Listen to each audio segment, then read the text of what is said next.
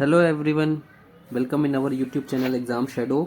आज इस वीडियो में मैं Vision IAS current affairs magazine का सेकेंड पार्ट लेके आया हूँ। इस पार्ट में हम लोग डिस्कस करेंगे इंटरनेशनल रिलेशन। इससे पहले जो है वो मैंने पॉलिटी का डिस्कशन कर लिया है, जिसका वीडियो आप लोग जाके मेरे चैनल में देख सकते हैं और वो मैं आपको डिस्क्रिप्शन बॉक्स में भी लिंक दे दूँगा। तो चलिए स्टार्ट करते हैं आईआर का करंट अफेयर्स। यहाँ पे कुछ चीज़ें मैं आपको बता दूं। इंटरनेशनल रिलेशन में जब भी आप पढ़ेंगे करंट अफेयर्स तो दो चीज़ें अपने एग्ज़ाम में, एक प्री हो गया और मेंस हो गया। ठीक है, तो प्री के लिए जो इंटरनेशनल रिलेशन में इम्पोर्टेंट चीज़ें होती हैं वो कुछ सेलेक्टिव चीज़ें होती हैं, जैसे कि कोई समिट हुआ है। अगर दूसरा समिट में क्या देखना है आपको, कंट्रीज़ का नाम देखना है, किस कंट्री में हुआ है, उस समिट में क्या ऑब्जेक्टिव रहा हुआ है, समिट क्या ऑब्जेक्टिव, राइट। फिर उसके बाद समिट का कुछ स्टैटिक पोर्शन, जैसे मान लीजिए ब्रिक्स समिट हुआ तो ब्रिक्स समिट का कब फॉर्मेशन हुआ, ब्रिक्स का उसका हेड क्वार्टर कहाँ है, ये सारी चीज़ें स्टैटिक इन्फॉर्मेशन उस समिट के बारे में हो गई। ठीक, उसके बाद समिट वगैरह के बाद लोकेशन देखना है कंट्रीज़ का कि कहाँ हुआ है, तो कंट्री का लोकेशन कहाँ है, कैसा है। ठीक है, फिर अगर कोई रिपोर्ट्स वगैरह जारी हुई है इंटरनेशनल रिलेशन में तो वो रिपोर्ट्स देखना है, रिपोर्ट्स की फाइंडिंग्स देखना है। ठीक, किस ऑर्गेनाइजेशन ने जारी की ये देखना है। तो ये प्री स्पेसिफिक इन्फॉर्मेशन हो गया। ठीक है, मेंस स्पेसिफिक इन्फॉर्मेशन जो है उसमें यहाँ पे आ जाता है एनालिसिस हो गया। एनालिसिस में कैसे कि रिलेशन कैसे हैं दो कंट्रीज़ के बीच में। ठीक है, सिग्निफिकेंस क्या है इस समिट का, कोई समिट अगर होती है तो चैलेंजेस क्या हैं, प्रॉब्लम्स क्या हैं, ये सारी चीज़ें मेंस के लिए इम्पोर्टेंट होती है। तो वो मैं आपको बताता चलूँगा कि क्या कैसे सिस्टम है, कहाँ पढ़ना है, लेकिन एक जनरल आइडिया जब आप खुद से भी पढ़ें तो ये समझें कि ऐसा होता है। ठीक, तो चलिए हम लोग स्टार्ट करते हैं। सबसे पहला टॉपिक है India China agreement on line of actual control, LAC। Line of actual control पे इंडिया चाइना का एग्रीमेंट हो गया है। ठीक है, तो यहाँ पे आप देखेंगे जो मैंने करंट अफेयर्स मार्क किया है, तो अगर आप खुद से पढ़ेंगे तो बस इतनी इन्फॉर्मेशन जो है यहाँ तक की, यहाँ से यहाँ तक की, यही करंट अफेयर्स है ना, जो न्यूज़ में है। अदरवाइज उसके बाद जो है वो मैं आपको बताऊंगा वो क्या है, इसके पेरिफेरल इन्फॉर्मेशन जो मीन्स में काम आएगा वो इन्फॉर्मेशन है। तो न्यूज़ में क्या है कि भाई इंडिया और चाइना ने एक एग्रीमेंट कर लिया कि हम वापस में देपसांग प्लेन और देमचोक एरियाज में पेट्रोलिंग रिज्यूम कर देंगे। डिसएंगेजमेंट जो है वो अब नहीं रहेगी, इंगेजमेंट करने लगेंगे और पेट्रोलिंग रिज्यूम कर देंगे। ठीक, ये एग्रीमेंट हुआ है। इस एग्रीमेंट से रिलेटेड और न्यूज़ आपको पढ़ना है अगर, कि जैसे क्या हुआ है, Indian Chinese return to patrolling करेंगे। ठीक, जैसा कि मई 2020 के पहले करते थे। पेट्रोलिंग का मतलब आसपास देखेंगे वहाँ पे कि कोई प्रॉब्लम तो नहीं आ रही है बॉर्डर एरिया में, इस एरिया में, है ना। तो ये न्यूज़ है। ठीक, अब इसमें कुछ कुछ इम्पोर्टेंट नाम आ रहे हैं जो आपको समझना पड़ेगा। जैसे कि क्या बोल रहा है कि अब ये बता रहा है कि भाई डिसएंगेजमेंट कैसे हुआ था। आप देखेंगे 2020 में लद्दाख के Galwan hot spring Gogra north and south bank of Pangong so lake, है ना, यहाँ पे प्रॉब्लम हो गई थी, फ्रिक्शन हो गया था, दोनों के बीच में लड़ाई जैसा कुछ हो गया था। ठीक है, तो इसलिए बंद हो गया था। अब वापस से पेट्रोलिंग चालू हो जाएगी। तो ये areas Galwan hot spring Gogra ये कहाँ है, मैप में आपको लोकेट करना पड़ेगा और किससे रिलेटेड है ये समझना पड़ेगा। ठीक है, तो ये चीज़ इंपॉर्टेंट हो जाएगी। अब थोड़ा इसने क्या बता दिया है, कुछ हिस्ट्री कि क्या हुआ था ये समझ लीजिए। तो पहले मैप आप समझिए। मैप में देखिए ये क्या है, इंडिया का अपर साइड का मैप है ना। अब इसमें ये चाइना कंट्री हो गई, चाइना, ये एक्साई चीन हो गया। सबसे पहले तो LAC देखते, LAC ये हो गया लाइन ऑफ एक्चुअल कंट्रोल। ठीक है, ये पूरा LAC हो गया। इसमें देखिए ये गलवान वैली है। ठीक, ये दौलत बेग ओल्डी है ना, और ये जो है ये है क्या, देपसांग प्लेन, ये दौलत बेग ओल्डी और ये गलवान वैली। ये तीन इंपॉर्टेंट लोकेशन आपको समझना पड़ेगा, है ना। फिर ये इसने सियाचिन ग्लेशियर भी बताया है। और ये है जो पांगोंग शो लेक, ये लेक है। ये लेक। तो यहाँ पे याद रखिएगा ऑर्डर पूछा जा सकता है। सबसे पहले अगर ये है ना नॉर्थ साउथ डायरेक्शन देखें तो पूछ सकते हैं कि इन तीनों को नॉर्थ साउथ डायरेक्शन में लगाओ। तो ये आपको समझना पड़ेगा कि सबसे पहले दौलत बेग ओल्डी है, फिर दसपांग प्लेन है, फिर गलवान वैली है, फिर उसके बाद सोंग पोंगकोंग सो लेक है। फिर ये भी पूछा जा सकता है कि भाई इसके लेक के सबसे पास कौन सा है, तो इधर से देखेंगे सबसे पास गलवान वैली है। इस तरीके की इन्फॉर्मेशन आपके प्रीलिम्स के लिए इम्पोर्टेंट होती है। ठीक, तो हुआ क्या था ये आपको आपने पहले भी पढ़ा होगा। हुआ ये था कि चाइनीज सोल्जर जो है इस एरिया में आ गए थे, है ना, यहाँ लद्दाख के इस एरिया में आ गए थे, जिससे कि क्लैश हो गया था भारत और चाइनीज सैनिकों के बीच में। और उसके बाद ही क्लैश के बाद दोनों ने डिसएंगेजमेंट चालू कर दिया था, है ना, ये हुआ था। अब ये आ गया static portion, India China border dispute क्या है, कैसा है। ये जो आप इंटरनेशनल रिलेशन का अगर आप क्लास कर रहे होंगे कहीं किसी कोचिंग से, तो वहाँ पे आप पढ़े। ये करंट अफेयर्स का पार्ट नहीं है, ये कोचिंग वाले अपने करंट अफेयर्स की मैगजीन में सारी इन्फॉर्मेशन दे देते हैं। तो ये इन्फॉर्मेशन आप आराम से पढ़ लीजिएगा, है ना, कि कितनी बॉर्डर है, कहाँ पे डिमार्केट नहीं हुई है। ये आपको मेंस में काम आएगा। इशू क्या है, बॉर्डर डिस्प्यूट क्या है ना, प्री में कैसे चीज आएगा वो मैंने आपको बता दिया। ठीक, इंडिया चाइना बॉर्डर का डिस्प्यूट अगर बेसिकली समझ लें थोड़ा सा, तो तीन पार्ट में डिवाइड किया है, वहाँ पे डिस्प्यूट है। जैसे कि सबसे पहला हो गया कि एक तो वेस्टर्न सेक्टर लद्दाख वाला ना, ये लद्दाख वाला एरिया हो गया, ये वेस्टर्न सेक्टर लद्दाख वाला ये एरिया। ठीक है, यहाँ पे क्या बोलता है ये एरिया में, यहाँ पे चाइना बोलता है ये जो अक्साई चीन एरिया ये हमारा है। इंडिया बोलता है कि नहीं ये हमारा है। ठीक, तो जो ऐसे समझिए इसको मैं क्लीन करके समझाता हूँ कि इंडिया बोलता है कि ये जो बाउंड्री है ये यहाँ से यहाँ होनी चाहिए। ठीक है, ऐसी पूरी ये होनी चाहिए। तो इसकी 38 जो है 3428 जो इसमें फिगर है ना, क्या फिगर है देखिए, 3488 किलोमीटर, 3488 किलोमीटर हुई, 3488 किलोमीटर। लेकिन चाइना बोलता है नहीं हाँ सिर्फ इतना है, ये आपकी बाउंड्री है, ये एरिया हमारा है। तो चाइना बोलता है कि सिर्फ 2000 किलोमीटर की बाउंड्री है, 2000 किलोमीटर। ठीक, तो ये डिस्प्यूट है। दूसरा मिडिल सेक्टर ये वाला, यहाँ पे नो डिस्प्यूट हो गया, यहाँ पे सेटल है कि हाँ ठीक है, जो आपका है आपका है, जो हमारा हमारा है।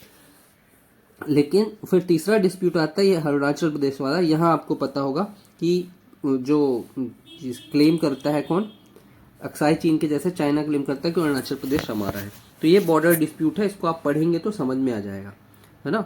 और सॉल्व करने के लिए, इस डिस्प्यूट को सॉल्व करने के लिए जो भी कदम उठाए गए थे वो यहाँ पे लिखा हुआ है कि कैसे 1993 से लेकर 2013 तक लगातार कोई ना कोई कदम उठाए गए, है ना।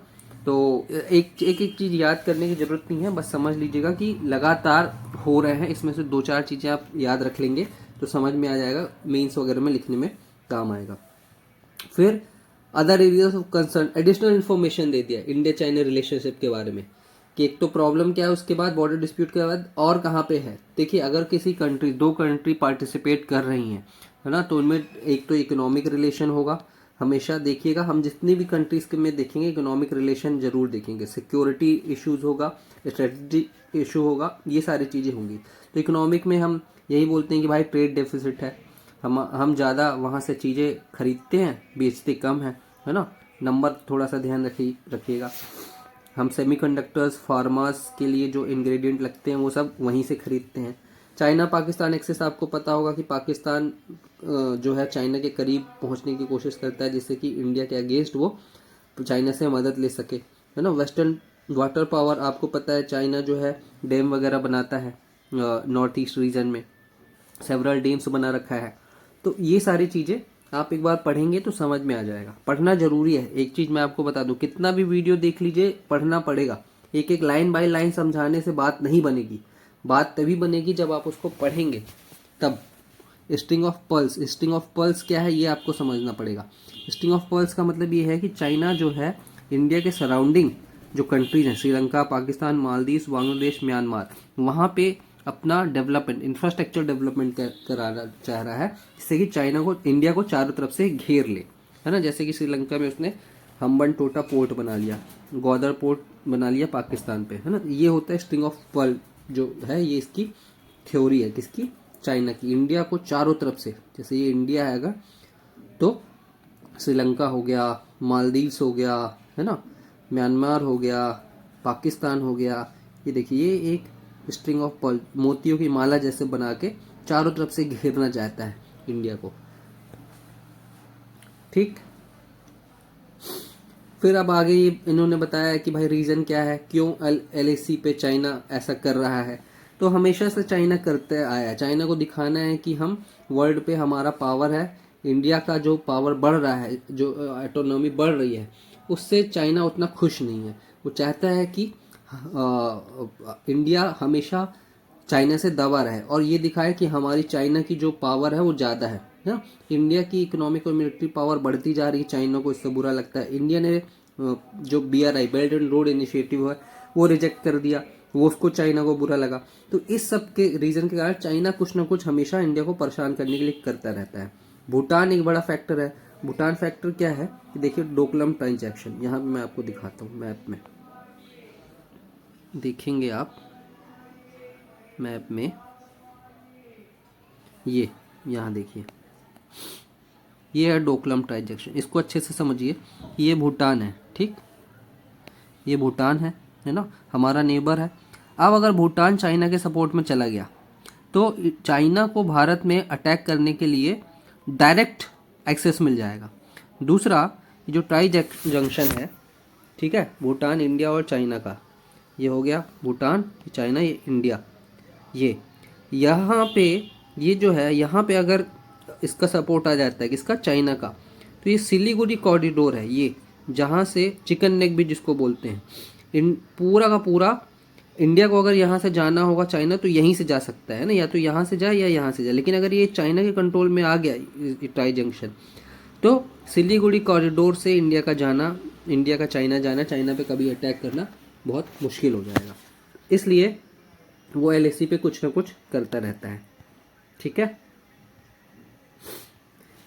तीसरा, अरुणाचल प्रदेश का स्ट्रेटेजिक इंपॉर्टेंस है। वही इंपॉर्टेंस हो गया अरुणाचल प्रदेश का जो मैंने आपको भूटान के लिए बताया कि भाई अरुणाचल प्रदेश पे कब्जा, यानी कि इंडिया के लिए डायरेक्ट एक्सेस, इंडिया तक डायरेक्ट एक्सेस, और जो ग्लोबल डायनेमिक्स चेंज हो रही, जैसे ये देखिए, ये अच्छा टर्म है, चाइनीज मिडिल किंगडम कॉम्प्लेक्स और साइनोसेंट्रिज्म। ये इंपॉर्टेंट चीज़ है, ये कभी पूछा जा सकता है। ये एक चाइना की पॉलिसी है जिसमें ये बोलता है फॉरेन पॉलिसी में चाइना कि China is civilize centre of the world surrounded by barbarian and savage. China ही एक सभ्य समाज है, सभ्य कंट्री है, अदर बाकी कंट्रीज जो है उसके चारों तरफ असभ्य कंट्रीज हैं। तो ये प्रूव करते रहना चाहता है चाइना, ठीक। तो इस तरीके से ये आपका इंडिया चाइना वाला टॉपिक कवर हो जाएगा। ज़्यादा कुछ इसमें न्यूज़ नहीं है, न्यूज़ यही है कि डिसएंगेजमेंट ख़त्म कर दिया है, इंगेजमेंट चालू कर दिया है। और उसके पीछे फिर रीज़न बताया कि LAC में क्या डिस्प्यूट था, क्यों चाइना परेशान कर रहा है LAC में, है ना, और फिर और एरिया में और बॉर्डर डिस्प्यूट क्या है, ये सारी बातें हो जाएंगी। अब बात करते हैं इंडिया मालदीव रिलेशनशिप की। नेक्स्ट, तो चाइना मालदीव दोनों हमारे पड़ोसी हैं, मीन्स में नेबर्स फर्स्ट, आपको पता होगा, India and China, India and it's neighbour, ऐसे करके टॉपिक है। तो मेंस के लिए बहुत इंपॉर्टेंट हो जाता है ये, है ना।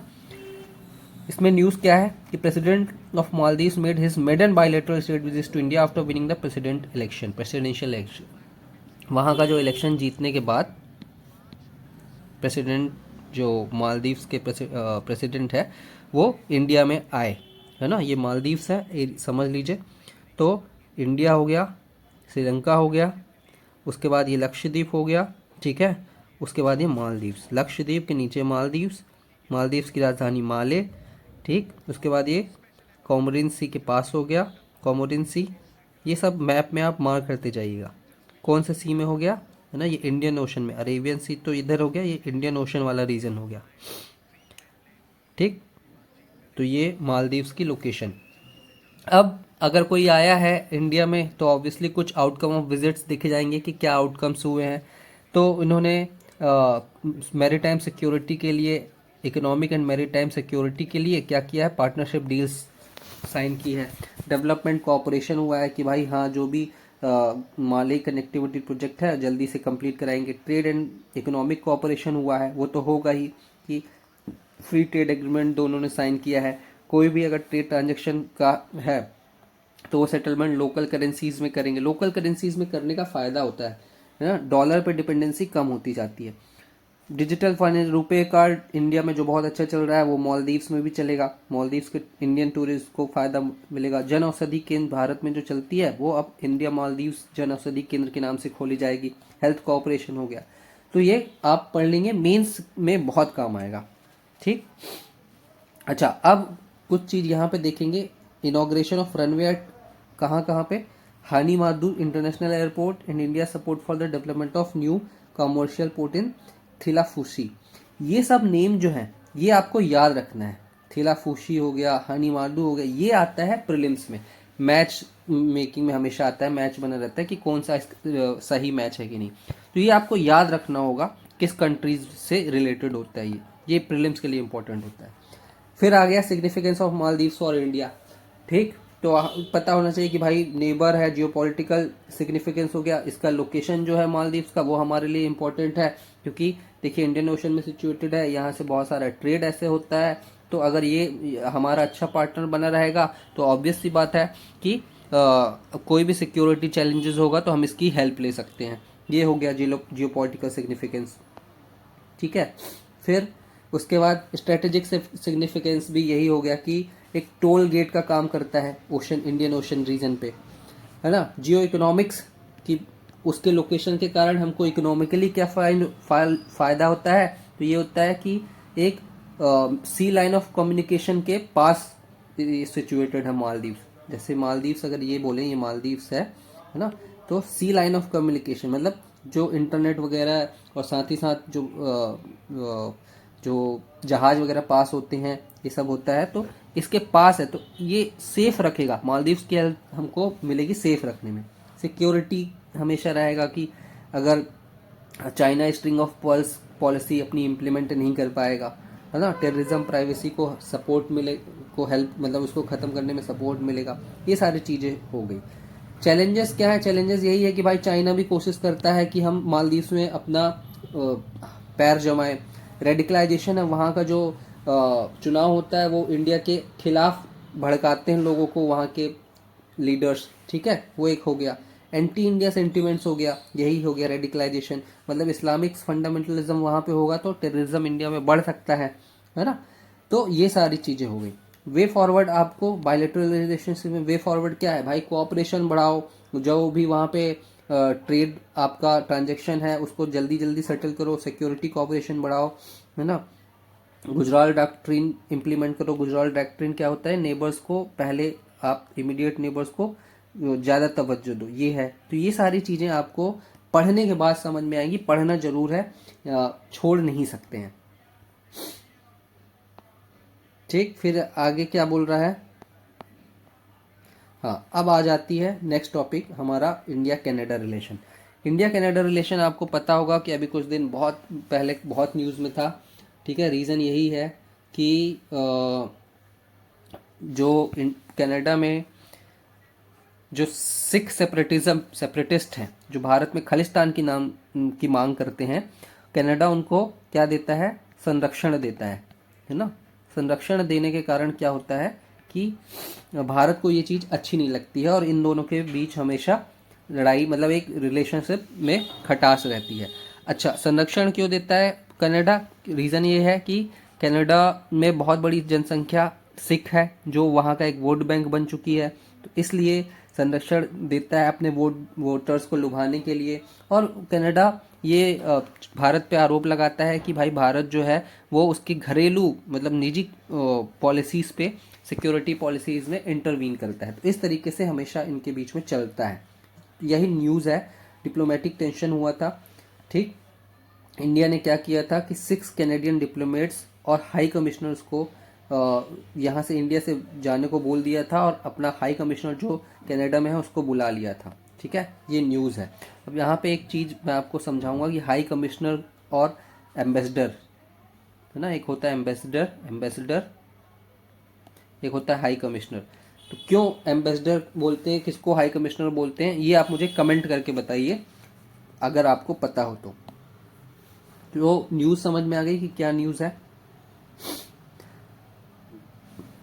ठीक, फिर कनाडा ने ये भी बोला है, Canada had asked India to wave off diplomatic Indian official alleging their involvement in investigative matter. ये मैंने जो आपको बताया कि कनाडा बोलता है कि अगर हम कुछ इन्वेस्टिगेट करते हैं तो आपके इंडियन ऑफिशियल उसमें टांग अड़ाते हैं, तो अगर ऐसा करेंगे तो हम डिप्लोमेटिक इम्यूनिटी उनकी वेव ऑफ कर लेंगे। तो डिप्लोमेटिक इम्यूनिटी क्या होती है कि जो भी diplomats, foreign diplomats, IFS officers दूसरे कंट्रीज में जाते हैं तो अकॉर्डिंग टू वीएनए कन्वेंशन 1968 उनको फॉरेन गवर्नमेंट जो होती है वो प्रोटेक्शन देती है, जिसमें कि उनको लोकल कोर्ट्स और अदर अथॉरिटीज़ उनके ऊपर केस नहीं चला सकती, है ना। तो ये इम्यूनिटी होती है, मतलब वो सुरक्षित होते हैं।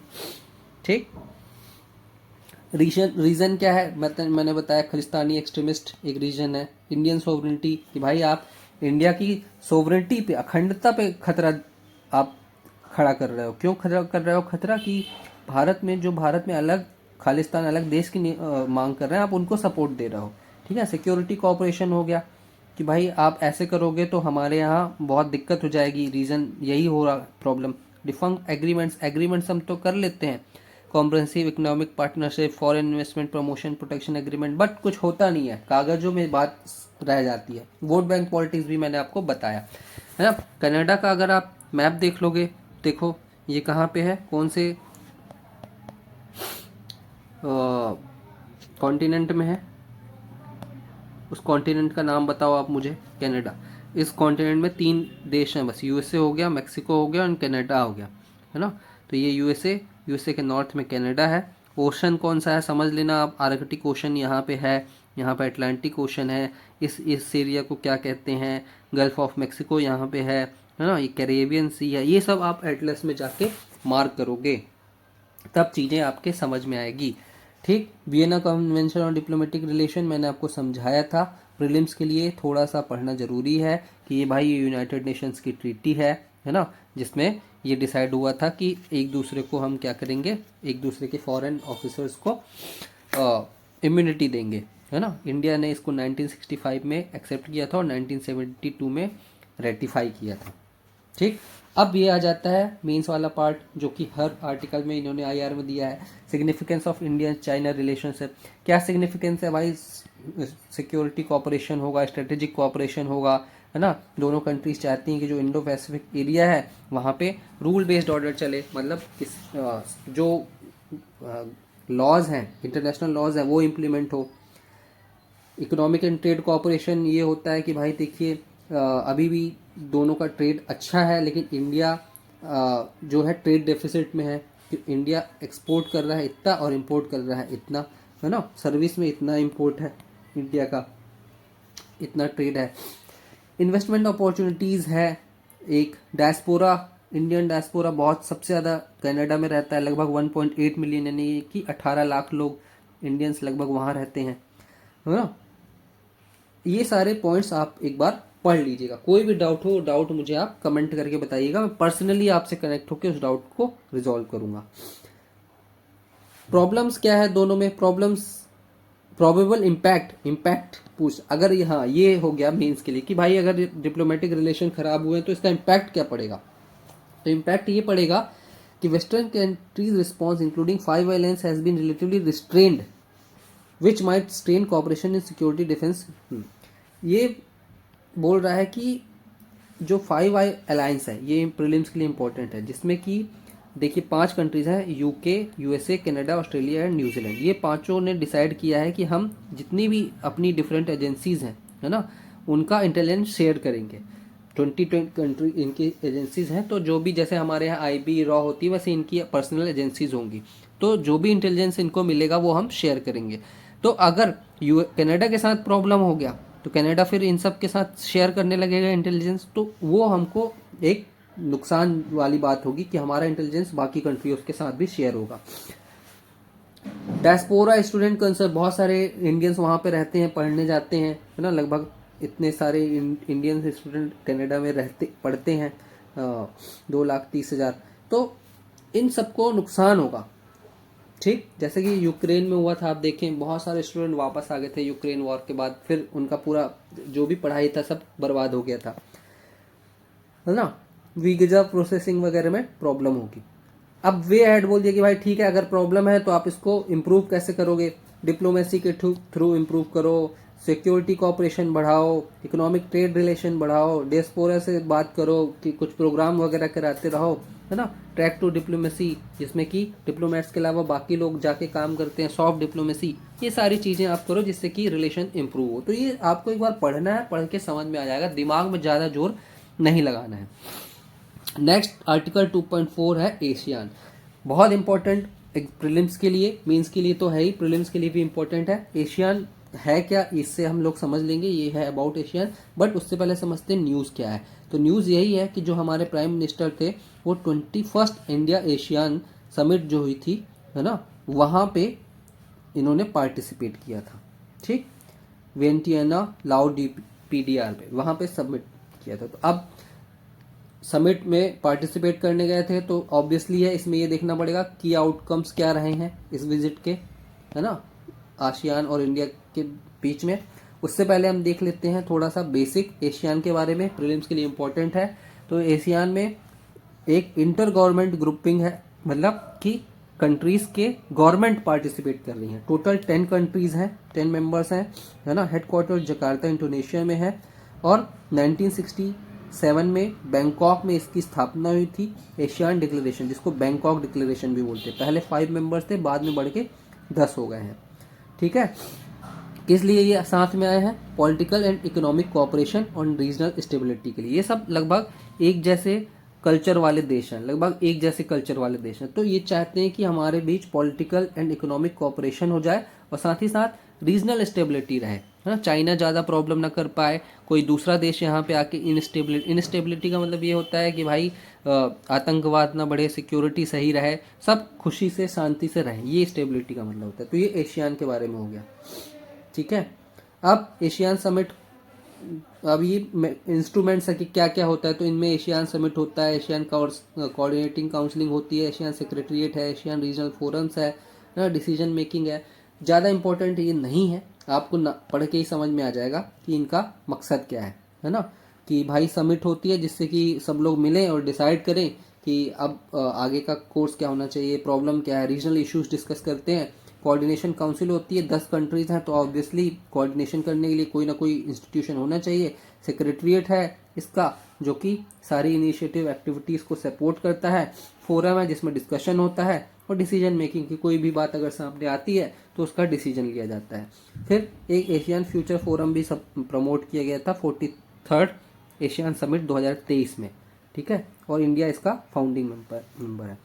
अब 21st एशियन समिट के की डेवलपमेंट क्या रहे, तो रिव्यू हुआ कि भाई जो भी अभी आज अपने बीच में कॉपरेशन चल रहा था उसकी क्या स्थिति है, कहाँ तक पहुँचा, कहाँ तक रह गया, राइट।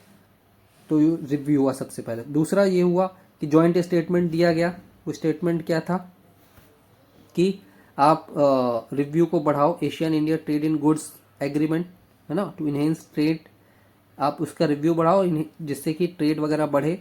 और Asian India fund for digital future ये लॉन्च हुआ, तो इसका सब लोगों ने सब वेलकम किया, है ना। और 10 पॉइंट्स दिए गए जिससे कि इंडिया एशियन ट्राइज स्ट्रेंथन हो। वो 10 पॉइंट्स क्या है वो आप एक बार पढ़ लेना। डिजिटल ट्रांसफॉर्मेशन के लिए बोला गया कि भाई डिजिटल पब्लिक इंफ्रास्ट्रक्चर बढ़ाओ। इसका मतलब क्या होता है डिजिटल पब्लिक इंफ्रास्ट्रक्चर, मतलब टेलीकम्युनिकेशन हो गया, है ना, इंटरनेट सर्विस हो गई, हेल्थ वगैरह में health through digital media, digital means, telemedicine हो गया, ये सारी चीज़ें हो गई क्या digital public infrastructure. Financial technology जैसे फिनटेक जिसको बोलते हैं, है ना, लोन वगैरह देना फाइनेंशियल कंपनीज के द्वारा, ग्रो हो गया, जीरोधा, वे फिनटेक कंपनीज हैं। तो ये सारे एग्रीमेंट्स हुए हैं इसमें। ठीक, 10 पॉइंट्स क्या है। अब देखिए इतने सारे कंट्रीज हैं, कहाँ कहाँ पे टाइज स्ट्रेंथन होंगे। टूरिज्म बढ़ाओ, ऑब्वियसली चाहेंगे कंट्रीज की टूरिज्म दोनों साइड से बढ़े। वुमेन्स के लिए कुछ ना कुछ साइंटिस्ट कॉन्क्लेव करो, ट्रेड एग्रीमेंट का रिव्यू करो, हेल्थ के लिए कुछ काम करो, साइबर पॉलिसी के लिए कुछ काम करो, है ना। फिर 10 साल जो AACT पॉलिसी के हो गए हैं उसको सेलिब्रेट करो। स्कॉलरशिप स्टूडेंट्स के लिए, यानी कि ये एजुकेशन वाली बात हो गई। फिर डिजास्टर रेजिलियंस, क्योंकि यहाँ पे बहुत ज़्यादा सुनामी और अर्थक्वेक्स आते रहते हैं। एनर्जी की बात हो गई, ग्रीन हाइड्रोजन। और क्लाइमेट रेजिलियंट, क्लाइमेट चेंज हो रहा है तो ऐसा कुछ करो कि हम क्लाइमेट रेजिलियंट बने। तो देखिए ऑब्वियस सी बात है, अगर कुछ दो देशों के बीच में कोऑपरेशन होगा तो एजुकेशन हो गया, हेल्थ हो गया, वुमेन हो गया, है ना, सिक्योरिटी हो गया, ठीक, एनर्जी हो गया, इसी सेक्टर पे कोऑपरेशन होगा। तो ये थीम अगर आप समझ लेंगे, पकड़ लेंगे, तो आपका काम हो जाएगा। थीम पकड़ना बहुत ज़रूरी है। इस थीम से आप खुद से आंसर बना सकते हैं, ठीक है। फिर importance of ASEAN for India. ASEAN का इंडिया के लिए क्या इंपॉर्टेंस है, ठीक, मेंस के लिए ज़्यादा इंपॉर्टेंट हो गया ये चीज़। तो ये समझिए, एशियान जो है इंडिया का 4th लार्जेस्ट ट्रेडिंग पार्टनर है, ठीक है। 11% of India's global trade ASEAN से होता है। नेक्स्ट, इंडो पैसिफिक स्ट्रेटजी, ये इसका मैं अलग से एक वीडियो बना दूंगा कि इंडो पैसिफिक स्ट्रेटजी क्या है। तो यहाँ पे एशियान सेंट्रलिटी जो है बहुत इम्पॉर्टेंट कंपोनेंट है। इंडिया पैसिफिक को अगर स्टेबल रखना है तो, है ना। नॉर्थ ईस्ट कनेक्टिविटी के लिए ये बहुत इंपॉर्टेंट है। नॉर्थ ईस्ट कनेक्टिविटी के लिए जैसे देखिए मैं बताता हूँ आपको, मैप देखेंगे तो, है ना, ये है मैप। तो ये म्यांमार और ये इंडिया आ जाता है, ये इंडिया। यहाँ से पूरी लैंड कनेक्टिविटी देखिए बनी हुई है, ये पूरी नॉर्थ ईस्ट, यहाँ पूरा, यहाँ पे थोड़ा सा ये हो गया। तो नॉर्थ ईस्ट की कनेक्टिविटी के लिए एशियान की स्टेबिलिटी, एशियान से रिलेशन बहुत इंपॉर्टेंट है, ठीक। और क्या हो गया, चाइना के इन्फ्लुएंस को बैलेंस करना, ये तो हमेशा रहेगा। चाइना इन देशों से, चाइना भी अच्छा संबंध है। और साउथ चाइना सी डिस्प्यूट होता रहता है, तो जो कि बाकी देश चाहते हैं कि इंडिया जो है हेल्प करे इन कंट्रीज़ की, ठीक है। मैरीटाइम सिक्योरिटी ऑब्वियसली हो गया। टूरिज्म एंड एजुकेशन, बहुत ही ऑब्वियस से पॉइंट है, पढ़ेंगे समझ में आ जाएगा। चैलेंजेस क्या है, इकोनॉमिक कंसर्न, कि इंडिया ने जो RCEP होने वाला था बहुत पहले, उससे इंडिया ने बोला कि हम वहाँ पे पार्टिसिपेट नहीं करेंगे। तो जो कंट्रीज़ इंडिया पे भरोसा करती हैं उनको लगा यार हमारे इकोनॉमिक कोऑपरेशन पे तो ये आ ही नहीं रहा है, कौन, इंडिया। ट्रेड इम्बैलेंस है, ठीक है, ट्रेड डेफिसिट है इंडिया, हम ज़्यादा इंपोर्ट करते हैं, एक्सपोर्ट कम कर रहे हैं। Lack of multilateral engagement, India जो है 1-to-1 ज़्यादा बायलैटरल इंगेज करता है इन कंट्री से रेदर देन एक ग्रुप की तरह। चाइनीज़ का इन्फ्लुएंस बढ़ता जा रहा है। कनेक्टिविटी एक प्रॉब्लम है, ठीक है। क्यों, क्योंकि इंफ्रास्ट्रक्चर प्रोजेक्ट कंप्लीट होने में टाइम लग रहा है, डिले हो रहा है। ये लोग जबरदस्ती इन लोगों ने दे रखा है, कोचिंग वालों ने, कि analysis of Asian with respect to other multilateral organisation. Compare कर सकते हैं आप बिल्कुल कि, और दूसरे क्वाड इंडिया का एक अलग ग्रुपिंग है ना, 4 देश हैं उसमें, इंडिया, USA, ऑस्ट्रेलिया और जापान। तो ये 4 देश हैं, ये चाहते हैं कि भाई जोन ऑफ पीस, फ्रीडम और ये न्यूट्रलिटी जोफैन बना रहे। तो मतलब ये आपको उतना इम्पोर्टेंट नहीं है कि क्वाड के साथ इंडिया का रिलेशन होने से एशियान को क्या प्रॉब्लम होगी। तो ये बड़ा स्पेसिफिक क्वेश्चन हो गया है, डीप, इसको छोड़ सकते हैं। सार्क को ज़्यादा रेलेवेंस रहा नहीं, बिम्स्टेक का है थोड़ा, तो बिम्स्टेक का हम अलग से देख लेंगे, ठीक है।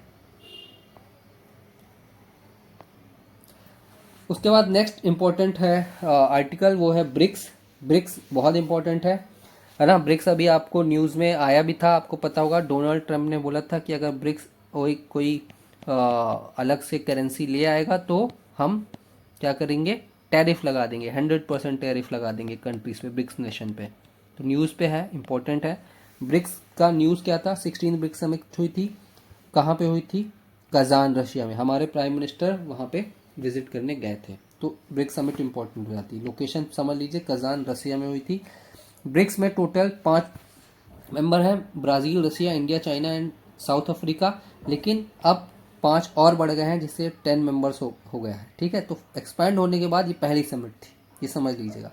कजान डिक्लेरेशन में क्या हुआ, ये हुआ कि multilateralism for just global development and security, ये डिसाइड हुआ। मल्टीलैटरलिज्म मतलब आपस में मिलके हम लोग एक साथ just global development and security, जो वर्ल्ड का डेवलपमेंट है वो जस्ट होना चाहिए, न्यायिक होना चाहिए, और सिक्योरिटी सबको प्रॉपर मिलनी चाहिए, ये डिसाइड हुआ। ठीक है ना। अब ब्रिक्स चेयरमैनशिप किसकी होगी, ब्राज़ील, नेक्स्ट चेयरमैन ब्राज़ील होगा 2025 में, इसका सपोर्ट दिया जाएगा, ये डिसाइड हुआ। तो ये इंपॉर्टेंट न्यूज़ का पार्ट था। अब अबाउट ब्रिक्स, ब्रिक्स आपको मैंने बताया था, जैसे 2001 में एक जिम ओ'नाइल ब्रिटिश इकोनॉमिक्स थे, उन्होंने ये वर्ड कॉइन किया था ब्रिक्स, है ना। क्यों, क्योंकि Brazil, Russia, China, India and China, BRIC, engaging economic, emerging economics, उभरती हुई अर्थव्यवस्था थी, इसलिए इन्होंने कॉइन किया था। फिर फाइनली 2000 किसमें फॉर्मल ग्रुपिंग स्टार्ट हुआ 2006 में, और फर्स्ट ब्रिक्स समिट हुई थी 2009 में, रशिया में हुई थी, ये इंपॉर्टेंट है ना। और साउथ अफ्रीका आया 2010 में, तो इसको ब्रिक्स कर लिया गया। कंट्रीज के नाम का फर्स्ट लेटर जो है वो है इसका एक्रोनिम बन गया। ठीक है, तो डेट्स समझ में आ गई। मेंबर पहले 5 थे, अब 10 हो गए हैं। 5 प्लस ब्रिक्स प्लस कौन हो गया, Egypt, Ethiopia, Iran, Saudi Arabia and United Arab अमीरात। इसको आप जाके मैप में क्या कीजिए, मार्क कीजिए, इंपॉर्टेंट है। फिर इसका देखिए, बहुत 55% ऑफ वर्ल्ड पॉपुलेशन को ये रिप्रेजेंट करता है, और टोटल वर्ल्ड जीडीपी का 37.3% जीडीपी ब्रिक्स की सारी कंबाइंड कंट्रीज की जीडीपी, अगर हम सबको मिला दें तब, है ना। की इनिशिएटिव ऑफ ब्रिक्स का, ये पुरानी चीज़ें हैं, ये मतलब स्टैटिक चीज़ें हैं, इसको आप पढ़ सकते हैं। जैसे न्यू डेवलपमेंट बैंक 2004 में आया था, हेडक्वार्टर संघाई में है। Financial voice to global south, security, science tech में। ऑब्वियसली 5 बड़ी इकोनॉमिक्स अगर आपस में मिल रही हैं तो उनके बीच में इस टाइप के इनिशिएटिव्स तो होंगे ही। तो याद करने वाली चीज़ है, इतना स्टैटिक चीज़ यूपीएससी मेरे ख्याल से नहीं पूछने वाली, लेकिन फिर भी आपको जनरल आइडिया होना चाहिए। Relevance of BRICS in contemporary world, BRICS का क्या है रेलेवेंस, तो रेलेवेंस तो एक तो यही हो गया कि भाई इतनी बड़ी पॉपुलेशन को रिप्रेजेंट करते हैं, है ना, इतना ग्लोबल जीडीपी में ट्रेड है, वो एक रेलेवेंस हो गया। दूसरा यही क्रूड ऑयल एनर्जी सिक्योरिटी है, इनके आ जाने से आप देखिए 45% वर्ल्ड की एनर्जी ब्रिक्स नेशन के थ्रू रिप्रेजेंट होगी, है ना। ग्लोबल साउथ जो है उसको एक वॉइस मिलेगी। सेफ स्पेस फॉर डायलॉग है कि BRICS provides neutral platform for India to engage in dialogue. ठीक है। मल्टीलैटरल रिफॉर्म्स होंगे, जैसे कि यूएनएससी में, WTO में अगर कुछ रिफॉर्म लाना है तो यूएसए की दादागिरी नहीं चलेगी बेसिकली। चैलेंजेस क्या हैं, कि एक तो ये है कि मल्टीलैटरल की जगह बायलैटरल समिट्स होती हैं। बायलैटरल जो कि एशियान में भी एक चैलेंज था, आपस में एक दूसरे के साथ मिलते रहते हैं ये लोग, मल्टीलैटरल मिलने की जगह, है ना। जो इकोनॉमिक पोटेंशियल है पूरी तरीके से यूटिलाइज नहीं हो पाया है। ठीक, फिर आप नेशनल डेवलपमेंट बैंक तो खड़ा किए हो, लेकिन फिर ग्लोबल इंस्टीट्यूशन फाइनेंशियल जैसे कि IMF है, वर्ल्ड बैंक है, उस तरीके का खड़ा नहीं कर पाए हो। ठीक है, ग्लोबल इंस्टीट्यूशन को ज़्यादा इन्फ्लुएंस नहीं किया है आपने। मेंबर की जो इकोनॉमिक्स है वो स्टैग्नेंट हो गई है, चाइना की का ग्रोथ रेट कम हो रहा है ना। तो ये सारी चीज़ें प्रॉब्लम आ रही हैं। और एक ये परसेप्शन दिया जा रहा है कि भाई आप USA वेस्ट के खिलाफ खड़े हो रहे हैं, क्योंकि रशिया इसमें है ना, चाइना है, ये दोनों आपको पता है USA के राइवलरीज जैसे हैं, तो ये परसेप्शन जा रहा है। ठीक, फिर एक Ipsa declaration, Ipsa dialogue forum हुआ था ना, इंडिया, ब्राज़ील, साउथ अफ्रीका 2003 में इस्टेब्लिश हुआ था, to address global governance reforms, WTO negotiations, climate change and terrorism. ये सब होते रहते हैं, कोई बड़ी बात नहीं है। ठीक है, आप एक बार पढ़ लेंगे दिमाग में आ जाएगा, रिवाइज कर लेंगे दिमाग में आ जाएगा, ज़्यादा परेशान नहीं होना। Way forward conclusion, way forward में क्या है कि भाई एक क्लियर शेयर्ड विजन करो। देखो, यही जरूरी नहीं है कि यही 5 वे फॉरवर्ड आपको लिखना है, ठीक है ना। आप खुद, आपकी अंडरस्टैंडिंग अगर समझ में आ गया, खुद लिख सकते हो। जैसे मैं खुद अगर आपको इस 5 से पॉइंट्स अलग बता दूं जो हमारा डिस्कशन हुआ है कि ब्रिक्स और इंडिया के साथ, तो एक तो ये है कि वर्ल्ड को दिखाओ कि we are not anti west, anti west, ठीक है। ये एक हो गया वे फॉरवर्ड। दूसरा वे फॉरवर्ड क्या हो गया कि यूटिलाइज व्हाट इकोनॉमिक पोटेंशियल, मतलब जो चैलेंज है उसको ओवरकम कर दो, वही आपका वे फॉरवर्ड हो जाएगा, है ना। और साथ में 2-3 एक्स्ट्रा पॉइंट लिख दो, इंस्टीट्यूशनल कैपेसिटी बढ़ा दीजिए, चाइनीज़ की इन्फ्लुएंस को कम कर दीजिए, है ना, मल्टीलैटरल कोऑपरेशन ज़्यादा कीजिए, कंसेंसस बिल्डिंग पे ध्यान दीजिए, सब लोग मिलके एक बात पे रेडी हो, ये सारी चीज़ हो जाएगी, ठीक है। कंक्लूजन आप खुद अपने से लिख सकते हैं, कोई ज़रूरी नहीं यही कंक्लूजन। रटने पे याद रखिएगा, रटने पे या मेमोराइज करने पे ज़्यादा ध्यान नहीं देना है। Do not memorise, what you have to do is you have to do multiple revision. Do not memorize, do multiple revisions. Bar bar revise करो, बार बार रिवाइज करो, तब चीज़ें याद हो जाएंगी।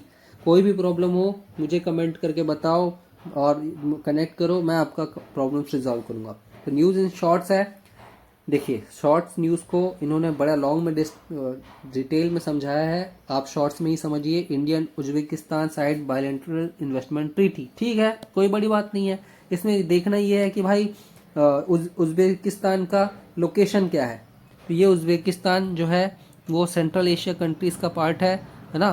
ताशकेंत इसकी राजधानी है। फिर इसका आप बाकी और कौन सी 5 कंट्रीज़ हैं, कजाकिस्तान, किर्गिस्तान, तजाकिस्तान, तुर्कमेनिस्तान, इसका लोकेशन कौन किससे टच होता है ना, ये किसके साथ टच होता है, इसके नेबर्स कंट्रीज कौन सी, ये सारी चीज़ एनालिसिस कर लीजिएगा।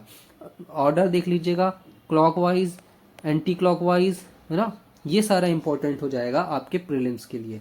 रिलेशन इंडिया उज्बेकिस्तान से इतना स्पेसिफिक नहीं, इंडिया सेंट्रल एशिया से, ठीक है, क्या रिलेशन है, तो इकोनॉमिक रिलेशन होगा, defence cooperation, military exercise important हो गई, है ना, इंडिया उज्बेकिस्तान की, DUSTLIK, है ना, डुस्टलिक। फिर मल्टीलेटरल इंगेजमेंट, UN G20, ये सब में हम साथ में कोऑपरेट करते हैं। ये छोटी छोटी इन्फॉर्मेशन है, आपको पढ़ लेना है। नेक्स्ट, बायलैटरल इन्फॉर्मेशन ट्रीटी किस में साइन हुई है, इंडिया एंड UAE में भी, ठीक है, जिसमें कि आप UAE के बारे में देखिए, 3rd लार्जेस्ट ट्रेडिंग पार्टनर हो गया इंडिया का, US और चाइना के बाद। डिफेंस में ये डिजर्ट साइक्लोन नाम की जॉइंट मिलिट्री एक्सरसाइज ऑपरेट करते हैं, और इंडिया बहुत ज़्यादा यहाँ से एनर्जी इंपोर्ट करता है, ठीक है ना, क्रूड, LNG, LPG, ये इंडिया यहाँ से मंगाता है, तो ये इंपॉर्टेंट पोर्शन हो गया। बाकी सिग्निफिकेंस फीचर्स क्या है, एक बार बस पढ़ना है इन फीचर्स को, ख़त्म काम, और काम हो जाएगा, कुछ समझाने लायक नहीं है इसमें। सिग्निफिकेंस क्या हो गया कि भाई 7th लार्जेस्ट FDI सोर्स है, इंडिया में बहुत ज़्यादा पैसा लगाता है, 3% जो है टोटल FDI का कहाँ से आता है, UAE से आता है, इसलिए इंपॉर्टेंट हो गया। नेक्स्ट न्यूज़ हो गई कमेटी ऑफ 10 ग्रुप C10, तो कौन सा है, Indian external minister participant first ever joint ministerial meeting of C10, है ना। L.69 groupings, L69 groupings includes countries from Africa, Latin America, Caribbean, Pacific, India is also member. तो बस इतना ही समझना, ये 69 मेंबर्स के नाम याद नहीं रखने हैं आपको कि कौन कौन से थे। C10 ग्रुप का जेनेसिस समझ लीजिए, C10 related to what, African है, 10 African ministers of finance, central bank government, finance and central bank, 10 countries कौन से, ये थोड़ा देख लीजिएगा। Algeria, Botswana, Cameroon, Egypt, Kenya, Nigeria, इनका लोकेशन भी आप मैप में चेक कर लीजिएगा। South Africa, Tanzania and central bank of West African states, है ना। किस लिए हुआ है, ऑब्वियसली किस लिए करेंगे कि भाई सेंट्रल बैंक्स का है, अगर गवर्नर्स का ग्रुपिंग है तो अफ्रीका का पार्टिसिपेशन होना चाहिए इंटरनेशनल फाइनेंशियल इंस्टीट्यूट्स में, इसलिए ये लोग इकट्ठे हुए हैं। हाँ, नेक्स्ट इंपॉर्टेंट न्यूज़, ये इंपॉर्टेंट हो सकता है कि यूके ने अपनी सॉवरेंटी जो चागोस आइलैंड पे था वो मॉरिशस को दे दिया है। तो सबसे पहले तो लोकेशन कि भाई ये इंडिया से का मालदीव्स, उसके नीचे चागोस आर्किपेलागो, डिएगो गार्सिया, ये मॉरिशस हो गया, है ना। अब ये इसके कंट्रोल में आ गया है। इससे पहले किसके कंट्रोल में था, यूके की। यूके ने अब इसको बोल दिया कि ठीक है आप ही इसको देखो, ठीक। ये सेशल्स हो गया, ये मडगास्कर हो गया, सेशल्स मडगास्कर इक्वेटर के नीचे है, ठीक है ना, ये ध्यान रखना। मॉरिशस ये हो गया। तो ये न्यूज़ है कि दोनों ने ये डिसाइड कर दिया। While US UK joint base will remain on, है ना। तो यूएस और यूके का डियागो ग्राशियो पे क्या है, मिलिट्री बेस है दोनों का जॉइंट बेस, तो ये रहेगा ही। ठीक, इसके बारे में पढ़ लीजिएगा। चाकोज आर्किपेलागो की आइलैंड ग्रुप है, 500 किलोमीटर मालदीव्स के नीचे है, साउथ में है, इंडियन ओशन रीजन में है। पहले फ्रेंच कॉलोनीज था, है ना, बाद में ब्रिटिश ने कॉलोनाइज किया 1814 में। ठीक, और फिर मॉरिशस और जो है मॉरिशस से 1965 में डिटैच हो गया था, और अब वापस से इंडिया इसने दे दिया है, किसने, यूके ने इसको हैंड ओवर कर दिया है। ठीक है, एनाकोंडा स्ट्रेटजी, ये इंपॉर्टेंट है, मतलब कुछ नया है। एनाकोंडा स्ट्रेटजी क्या होता है कि एनाकोंडा जब किसी को मारता है तो उसको पहले पूरा ऐसे जकड़ लेता है, ठीक है, ऐसे ऐसे ऐसे, मतलब ऐसे ऐसे जकड़ लेता है एनाकोंडा ऐसे। ठीक, तो सेम वे जो बाकी कंट्रीज हैं, ताइवान जो बोलता है, ताइवान की नेवी है वो बोलती है चाइना एनाकोंडा स्ट्रेटजी अपना रहा है हमको ख़त्म करने के लिए। एनाकोंडा स्ट्रेटजी का मतलब ये होता है कि हमको हर तरीके से बहुत प्रॉब्लम क्रिएट कर रहा है ठीक है, मतलब mix of military manoeuvres, psychological tactics and cyber warfare, पूरी तरीके से ताइवान की इकोनॉमी और कमर तोड़ दी जाए उसके लिए मिलिट्री मैनोवर्स कर रहा है ना, साइकोलॉजिकल टैक्टिक्स, जैसे क्रिकेट होता है, क्रिकेट में देखते हैं आप आजकल क्या होता है कि बाउंसर मार देते हैं। इंडिया गावस्कर वो बॉर्डर गावस्कर ट्रॉफी चल रही है तो स्लेजिंग करते हैं, हर तरीके से कोशिश करते हैं कि प्लेयर्स को नुकसान पहुंचाया जाए। तो इसी तरीके से यहाँ पे चाइना ताइवान के साथ ताइवान की कमर तोड़ने की कोशिश कर रहा है थ्रू एनाकोंडा स्ट्रेटजी। नेक्स्ट है फिलाडेल्फी कॉरिडोर। फिलाडेल्फी कॉरिडोर आप समझे इंपॉर्टेंट है, आ सकता है कि भाई कहाँ से रिलेटेड है, तो ये है, ये जो इज़राइल ने जो फिलाडेल्फी फिलाडेल्फी कॉरिडोर है उसका कंट्रोल लेने की बात कही है। कंडीशन मतलब जब इनके बीच में जो सीज फायर एग्रीमेंट हुआ है उसमें बोला कि ठीक है इसका कंट्रोल हम लेंगे। तो ये कॉरिडोर कहाँ है, लैंड है, ribbon of land about 9 miles, 14 kilometre in length and 100 metres wide, है ना, 14 किलोमीटर लंबा और 100 मीटर चौड़ा, 14 किलोमीटर लंबा 100 मीटर चौड़ा। गाजाज वाटर विथ इजिप्ट, तो ये है ना, गाजा स्ट्रिप हो गया, ये हो गया, इंक्लूडिंग द राफा क्रॉसिंग, ये राफा क्रॉसिंग। ये सारे नेम याद रखना है, इसको आप गूगल में जाके, जैसे ये हो गया, ये एरिया है, अच्छे से देख लीजिए, बहुत इंपॉर्टेंट हो गया ये। ठीक है, थोड़ा सा इन्फॉर्मेशन पढ़ लीजिएगा, और कुछ गलती थी जिसको इन्होंने सुधारा है तो वो आप समझ लीजिएगा कि India is a part of G20 but not Singapore. जो G20 कंट्रीज़ में इन्होंने बोल दिया था सिंगापुर भी पार्ट है, बट सिंगापुर नहीं है, इंडिया ही है। ठीक है, तो ये रहा इंटरनेशनल रिलेशन का पार्ट। आई होप आपको पसंद आएगा। कुछ भी प्रॉब्लम हो तो मुझे कमेंट करके बताइए, मैं ज़रूर इसको सॉल्व करने की कोशिश करूँगा। Thank you very much.